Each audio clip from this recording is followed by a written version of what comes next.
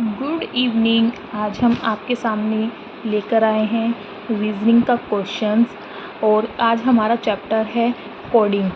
हम आपको इसमें बताएंगे कि जो ये रीजनिंग का क्वेश्चन दिया हुआ है इसको हम कैसे सॉल्व करेंगे।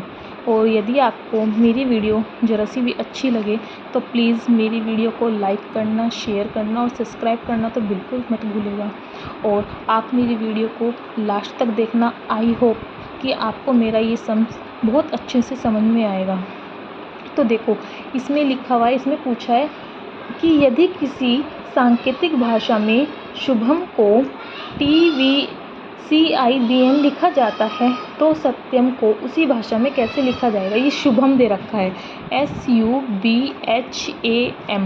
तो इसमें पूछा यदि किसी सांकेतिक भाषा में शुभम को, ये शुभम दे रखा है कि शुभम को क्या लिखा जाता है, TVCIBM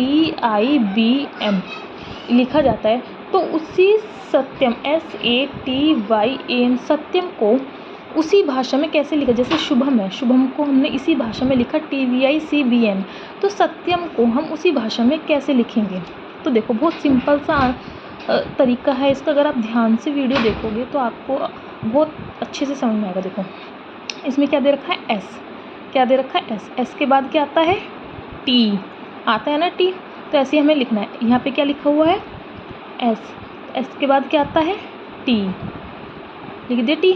अब यहाँ पे देखो क्या लिखा है, U के बाद क्या आता है, V। तो यहाँ पे क्या लिखा है, A के बाद क्या आता है, B। यहाँ पे क्या लिखा हुआ है, B के बाद क्या आता है, C। तो यहाँ पे क्या लिखा हुआ है, T के बाद क्या आता है, U। यहाँ पे क्या लिखा हुआ है, H के बाद क्या आता है, I। यहाँ पे क्या लिखा हुआ है, Y के बाद क्या आता है, Z। ये क्या लिखा हुआ है, A के बाद क्या आता है, B। यहाँ पे क्या लिखा हुआ है, A के बाद क्या आता है, B। यहाँ पे क्या लिखा हुआ है, M के बाद क्या आता है, N।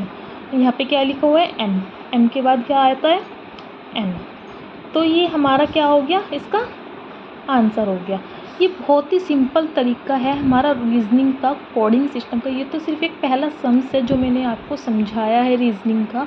और अगर आपको ये सम्स मतलब समझ में आया हो, तरीका समझ में आ गया हो, तो मैं आपसे आशा करती हूँ कि आप मेरी वीडियो को लाइक करोगे, कमेंट करोगे और सब्सक्राइब ज़रूर करोगे।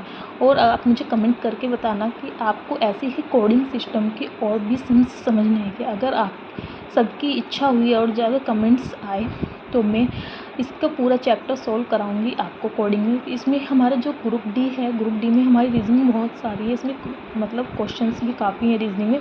इसमें माइंड को घुमा देने वाले क्वेश्चंस हैं। इसमें जैसे इसमें तो सिंपल सीक्वेंस में दे रखा था, लेकिन जो आगे आगे इसके सम्स हैं उसमें कुछ माइनस में दे रखे हैं कि 2 माइनस का रखे हैं, 2 प्लस का रखे हैं। मतलब मैं आपको इतना इजी वे में समझाऊंगी कि जिसको मतलब मैथ बिल्कुल नहीं आती, रीजनिंग बिल्कुल नहीं आती, उसको भी बहुत अच्छे से ये समझ में आ जाएगा। तो प्लीज़ आज के लिए इतना ही। और अगर आपको फिर कहती हूँ मेरी वीडियो पसंद आई हो तो मेरे चैनल को सब्सक्राइब करना, लाइक करना और कमेंट करना बिल्कुल मत भूलिएगा। Bye bye.